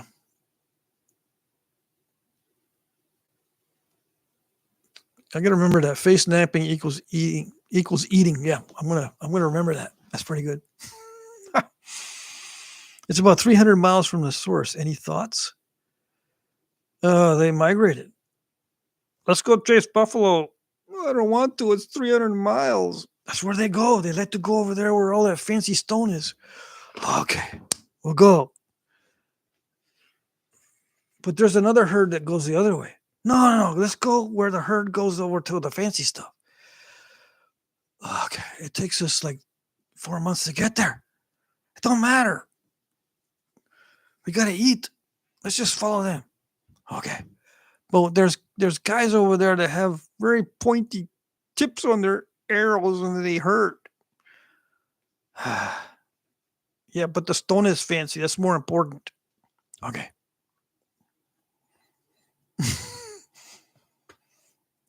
It's just a matter of if you have enough motivation to go get that stuff, you'll go get it.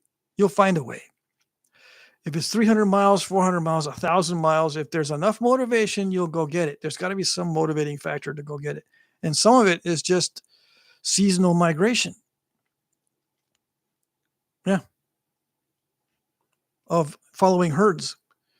And it could be deer herds, buffalo herds, bison herds, elk. It could be anything. It could even be birds migrating. You want to get that kind of bird egg or something because you just can't live without it. And then luckily for you, there's fancy stone there too. Don't forget the napkins. Yeah, I'm on the Jack Crafty diet. I'll be face napping a ribeye. There you go. That's what I like to hear. Yeah. Going on a carnivore diet is good for you. It helps with the napping. If nothing else, if you want an excuse, there you go. I had a good time in stream, Patrick. Finished up my. All right, Smallzilla. We'll see you next time.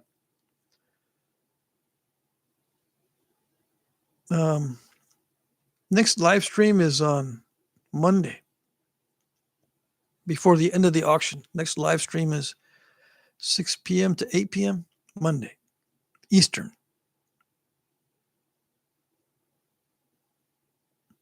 Don't dare to not be there.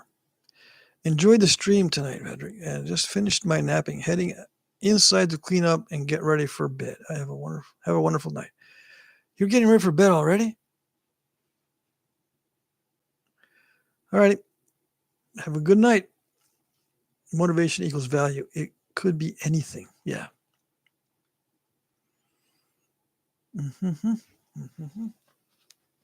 All right. Let's see. Is it time to read? Time for a little story about Ishi. I got a little mark. Start here. I was prepared a little bit.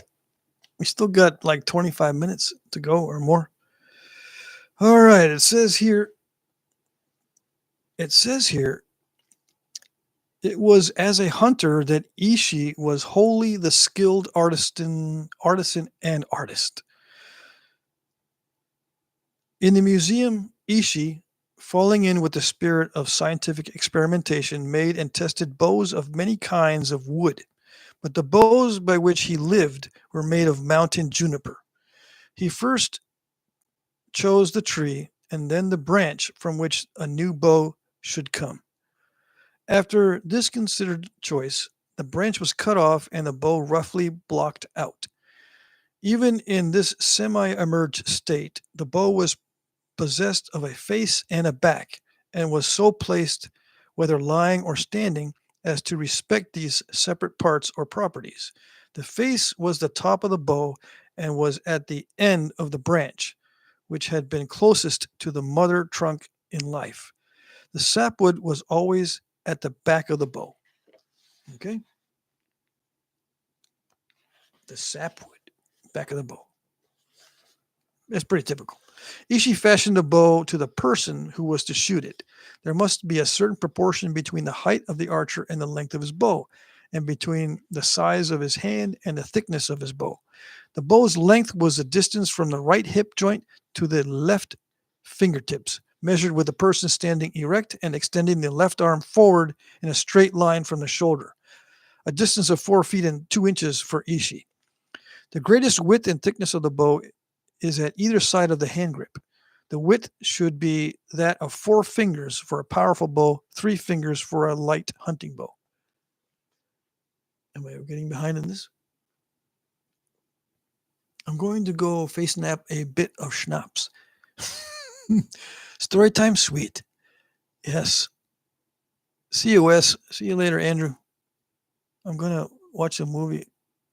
Girlfriend keeps ear napping me about. I see.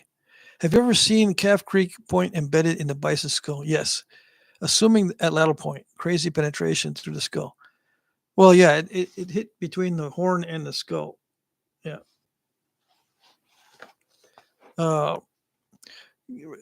Keep something in mind also. If a bison is charging you, how fast is that? Let's say 35 miles an hour, maybe more.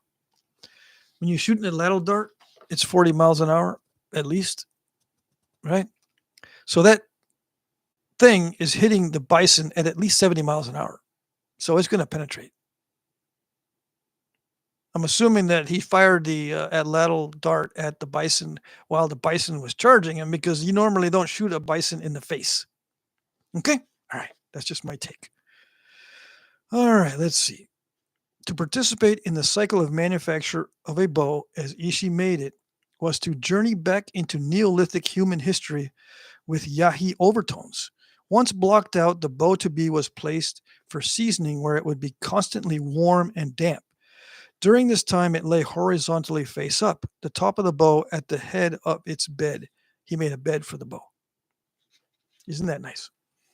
Indeed, the bow was laid, carried, and shot face up, else the arrow would not go true to its mark. See, superstitious stuff. For making the bow proper, the whole array of flint and obsidian knives and scrapers in Ishi's tool cache was used. The final finishing was done with sandstone.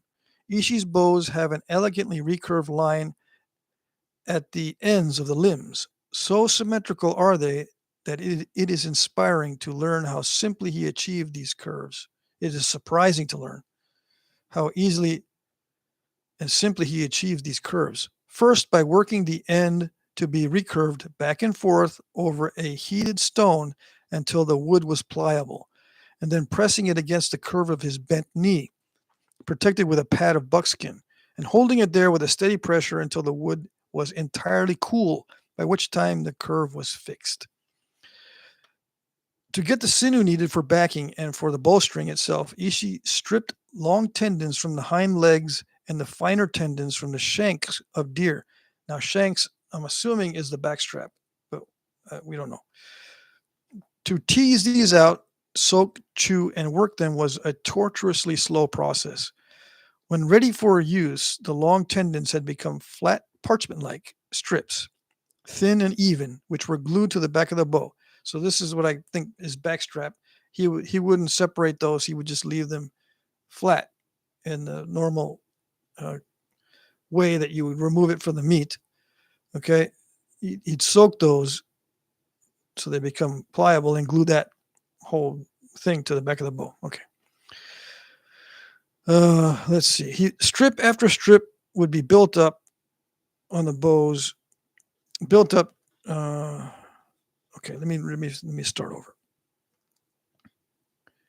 When ready for use, the long tendons had become flat parchment-like strips, thin and even, which were glued to the back of the bow, strip after strip, to build up the bow's resilience and strength.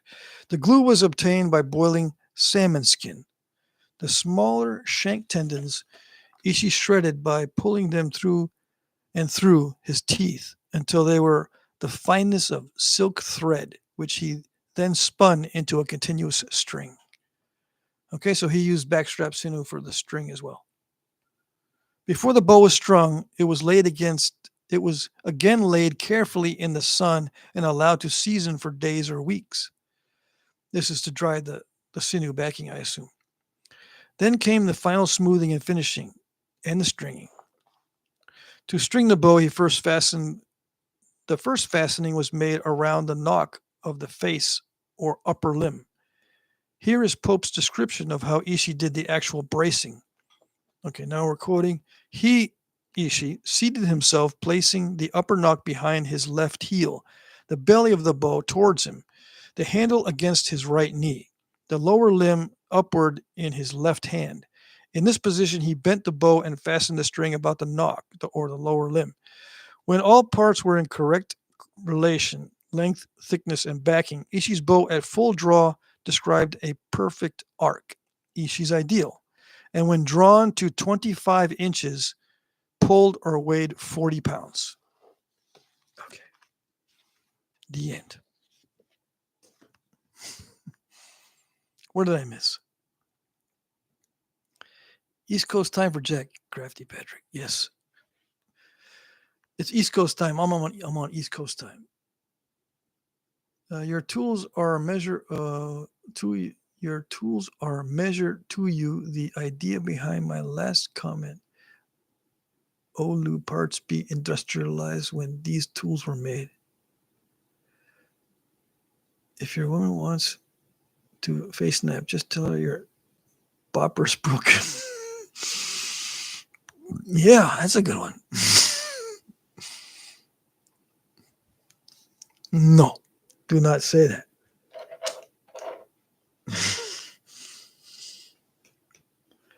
Let's see. Shall I continue? I don't know. That was the interesting part. Mm-hmm.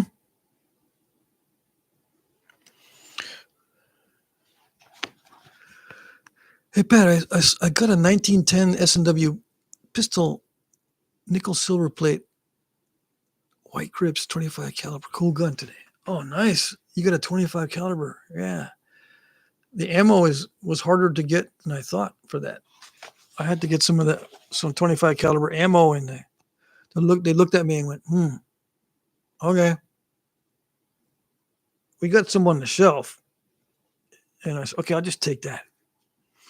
Turned out to be like a heavy grain target bullets, which is fine, but that's all you get. I got a box with it. I don't know what these things mean. You guys are using code in the chat. Let's see. It says here, although Ishi was usually content to wrap his bow in a piece of buckskin for a covering, he considered a mountain lion tail the truly correct bow cover. He was particular that when his bow was not in use, it should lie and not stand. Standing, it continued to work, to sweat, and to become weak. Ishi's way of testing whether or not a bow was in good health and strength was to snap its string with his fingers. A healthy bow responded by giving a high musical note. If the note was dull or dead in tone, the bow was no good, and it had been contaminated. Okay, this is the interesting part. Perhaps a woman had touched it. Ishi would lightly snap the string of his bow. The musical note would follow. Then he might put the bow to his lips and, tapping the string, coax from it a plaintive, melodious song to accompany an old Yahi tale. He loved his bow as he loved nothing else he owned. Okay. Yeah. Interesting stuff. See, the stuff can be contaminated.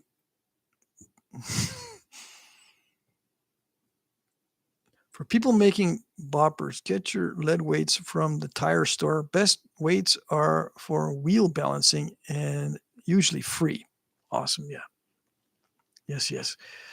You were planning on doing lives while napping, Patrick. How has this live channel news sharpened that idea? Yeah, I was thinking of that. I need warmer weather. Yeah. I can do it in warmer weather. Here, I need some kind of enclosed area, and I can't be too far from my router. When I do live streams or when I'm connected to the internet, I got very short range, so I can't be in the shop, and I've got to put the computer really far away. Okay, and I can't read the chat when I'm really far away. Like if I can be napping like this, but I got to bend way over to read. So that's one reason why I haven't set up for napping during the live stream. Two reasons. One, it's very cold out right now. I don't want to be outside because that's what I got to do if I want to get close to the router and not be in my shop.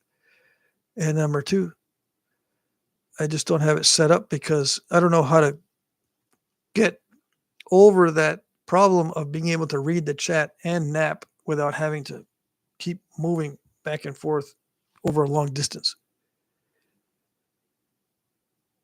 Right. My area isn't providing proper weights from those outlets. I'm better off using fishing weights. Fishing weights, I'd say, way too soft. Poppers will last 5 times longer. Take them off your buddy's car. You can buy lead weights for tires, those balancing weights for tires. I don't think they're that much. All right. Since you're not going to be eating anything but meat, you can use your cookie money for lead weights. Yeah. There you go. You can use solder. I suppose. I haven't made my own boppers, so I don't know what's going on. I can't give any advice on how to make boppers other than the kind of boppers that Edbo23 uses. He just sticks a copper cap on a PVC pipe and wraps it with electrical tape. Easy peasy. Do you have any obsidian points made from the clear part of the triple flow only? Yes. And they've been in the auction. I mean, they might have a little bit of the triple flow dark areas, but I just sent off a couple that were like almost totally clear. Like I sent off a northern side notch from the last auction that was almost totally clear. That was triple flow, but it was the clear part. It just had one streak through it, and it wasn't even that dark. Yep. You missed the last auction? Apparently. But yeah, I'll look for more triple flow. I just sold a bunch of it as bifaces, little bifaces. Because I napped the big stuff already. Yeah, you got him, Ed. I don't know if he stuck it to me, though. Okay, we got about 10 minutes left. Any last questions or last requests? Speak now or hold your peace until Monday. So I got some notes here. I'll try to figure out how to do the napping and still be able to read the comment section. Or I'll just skip the comment section and won't read it. I'll just do the napping. Mike Tufts uses a hardener antimony for the lead when he makes his boppers. There you go. Very interesting. So I'm gonna make some Stocktons also. I got a pattern here for Stockton. This one is this one is 4 1/4 inches long, but this is on a large side of things. But yeah, I'm gonna start making these long narrow points. I've got long narrow flakes and stuff to use.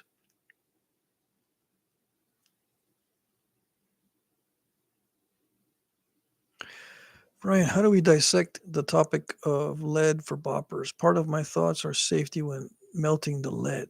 The new ones aren't the same and more dangerous. Yeah.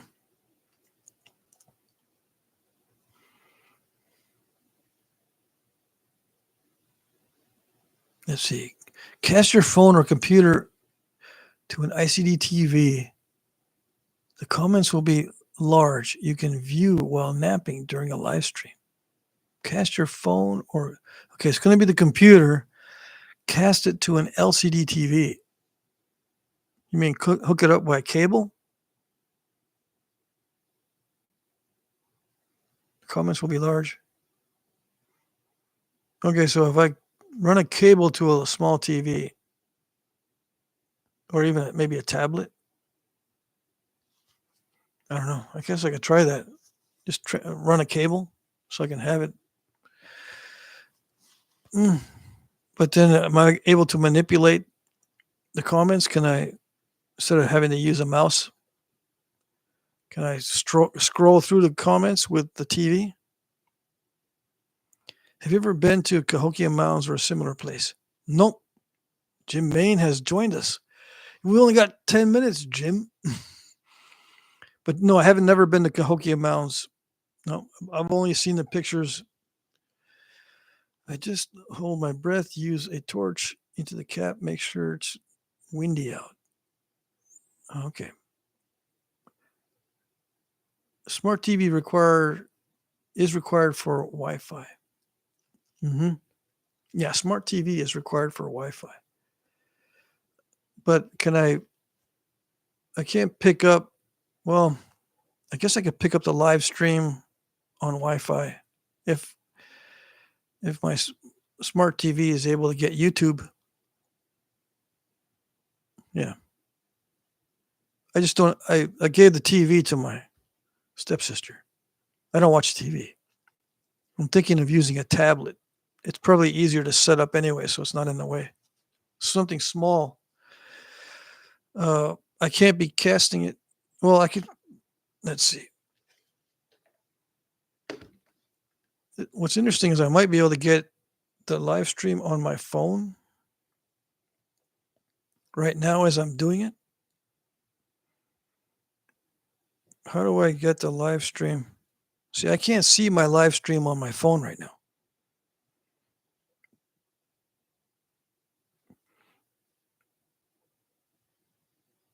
Yeah. The live stream, for some reason, isn't showing up on my phone.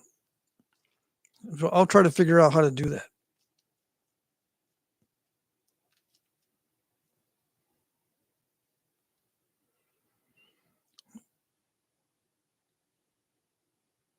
So if I could have the live stream show up on the phone, I could track the comments from my phone, but I don't know how to get the live stream to show up on this.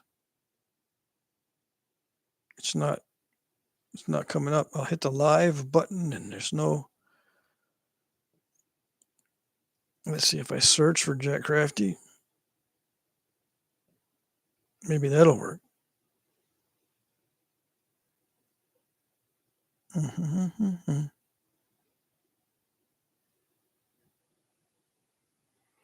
No. I'm going to figure out a way. Wait a second. Here it is. Let's see. I do have it. I have it. All right. So it might work. I hear an echo though. Turn down the volume. Yeah. There's a little delay, but if I turn off the volume on my phone,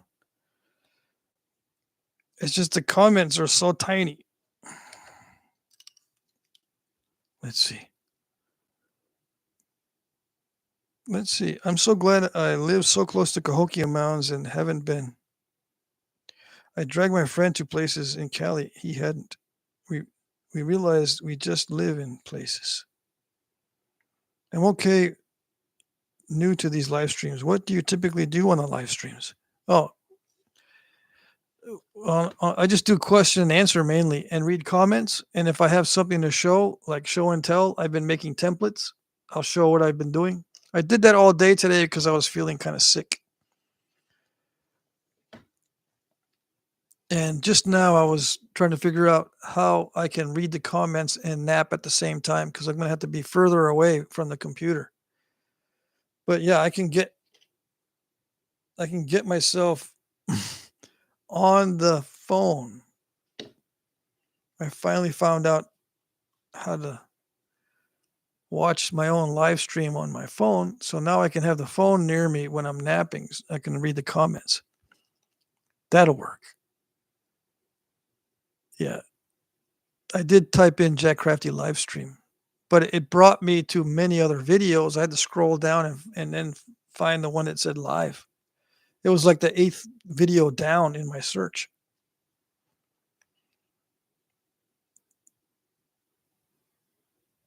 Mike, I work across the river from Cahokia and haven't made it myself yet either. Oh, dang.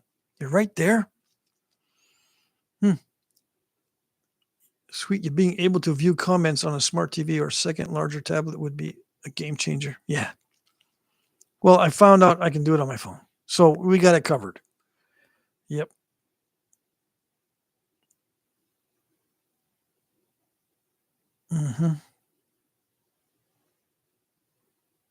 All right. So we got a few minutes left.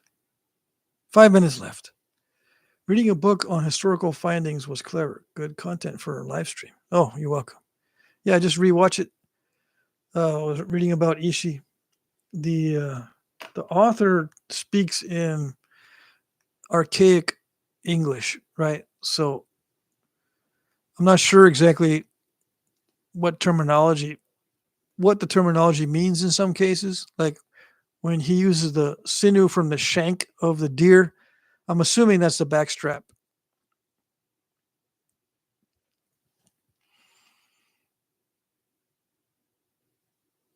Mm-hmm. Now you know what it's like when you tell us to look for your old vids. Yeah. I try to provide a link sometimes because I know it's not easy to search. Sometimes it's a pain and doesn't even come up. I've typed in searches before on my stuff because I want to provide a link for somebody, and yeah, it takes me forever to find it. I know. Okay, Patrick, it's been another good live stream. Lots of fun. Good night from Michigan. All right, Ross. We'll see you later. The Cahokia people went forward in time to learn Patrick's indirect method to get those mound points paper thin. Yeah. I wish. I haven't had any Stone Age visitors that I know of. Most of us don't know what we are searching for. Yeah. Just type in anything. You might find something. Shank should be the distal portion of a limb, but I don't know if that's the author's intent. Yeah, I don't know either.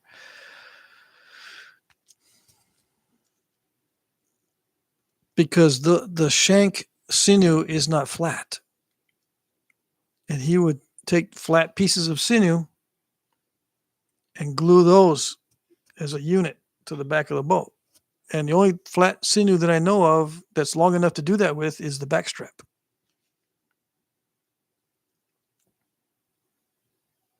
And when you shred, it says he shredded, with his teeth, he would pull it apart until the strands were as fine as silk, right? But if you do that with leg sinew, it breaks apart. How do I know? I don't know. I'm going to try and make a bow one day, but sinew for string is unnecessary for me. Yeah. I'm in the process of making sinew strings right now. I got to make several. Sinew may be interchangeable with tendon sheath. No, the tendon sheath is not good for backing a bow or making a string. It's got to have some fibers in it. Yeah.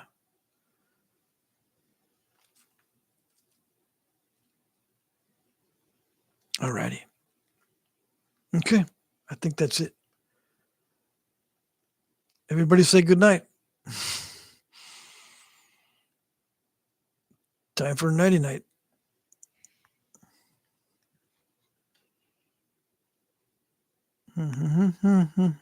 Who's shape-shifting? I don't know. Okay. I'm going to end the live stream, guys. You're welcome. Thank you, Bedford. Thanks. Good night, everybody. Yep. Good night. Good night. See you next time. Next live stream is Monday. Today's Friday. It's going to be Monday at 6 p.m. Eastern during the auction. Okay. So if you have trouble with the auction, I might be able to help you in live time. And it appears that some people never see comments from certain people. It seems like it happens with the same people each time. Like one person can't see a certain person's comments, unfortunately. So what I'll probably end up doing is I'll have to repeat the bids and keep everyone current on what's the high bid. Yeah, I may have to just monitor the auction the whole time instead of trying to do something else. But during the live stream, I'll be able to watch the auction on my phone. So in case someone is having trouble seeing other comments and other bids, I'll be able to post the current high bid. I think that'd be the way to do it. All right. We'll see you next time, guys. Good night.